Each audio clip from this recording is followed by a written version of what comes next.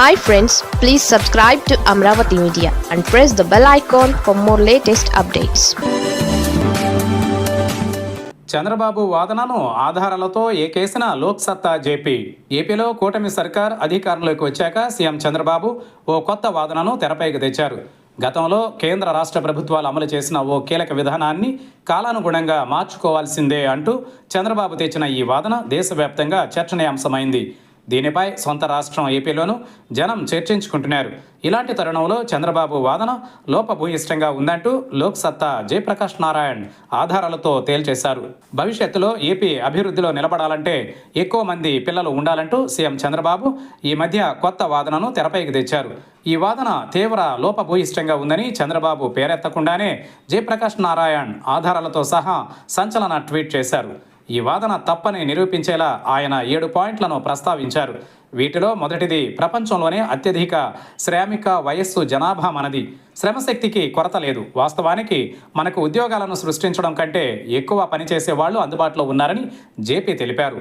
రెండవది, మనం శ్రామిక వయస్సు ప్రజలకు ఉపయోగకరమైన నైపుణ్యాలను అందించలేకపోతున్నామని, ఉత్పాదకతను పెంచలేకపోతున్నామని, అందుబాటులో ఉన్న వాటిని ఉపయోగించకుండా ఎక్కువ అడగడం అశాస్త్రీయమని జేపీ విశ్లేషించారు. మూడవది, భారతదేశం ప్రపంచ భూభాగంలో 2.4% మాత్రమే ఉంది. కానీ ప్రపంచ జనాభాలో 18% మందికి మనది నివాసమని గుర్తు చేశారు. నాలుగవది, జనన రేట్లు ఎక్కువగా ఉన్న, మిగులు శ్రమ ఉన్న పెద్ద ప్రాంతాలు భారత్లో ఉన్నాయని, మనం అంతర్గత వలసలను ప్రోత్సహించాలని, దేశంలో ఎక్కడ జన్మించారనే దానితో సంబంధం లేకుండా అన్ని రాజ్యాంగ చట్టపరమైన హక్కులు, సంక్షేమ ప్రాప్యత దేశవాసులకు అందుబాటులో ఉండేలా చూసుకోవాలన్నారు. ఐదవది, ప్రపంచవ్యాప్తంగా విద్య శ్రేయస్సుతో జంటలు తక్కువ మంది పిల్లలను కలిగి ఉండాలని ఎంచుకుంటున్నారని, ఇది వారి వ్యక్తిగత ఎంపికని, దేశం మహిళలను సంతానోత్పత్తి యంత్రాలుగా పరిగణించదని తేల్చేశారు. ఆరవది, ప్రపంచవ్యాప్తంగా మన మానవ రూప ప్రపంచంలో మానవ జనాభా భవిష్యత్ తరాల శ్రేయస్సును భయపెట్టేలా అపారమైన పర్యావరణ అసమతుల్యతకు కారణమైందని, అధిక జనాభా పర్యావరణ క్షీణతకు ఒక ముఖ్యమైన అంశమని తెలిపారు. మన స్వంత సంతానాన్ని రక్షించుకోవడానికి మంచి పూర్వీకులుగా ఉండాల్సిన బాధ్యత మనపై ఉందని అన్నారు. ఏడవది, 20వ శతాబ్దంలో మానవ జనాభాలో 4 రెట్ల పెరుగుదలను ప్రపంచం చూసిందని, 100 సంవత్సరాలలో 1.5 బిలియన్ల నుండి 6 బిలియన్లకు చేరిందని అన్నారు. అటువంటి జనాభా పెరుగుదలను గ్రహం భూమి భరించలేదన్నారు.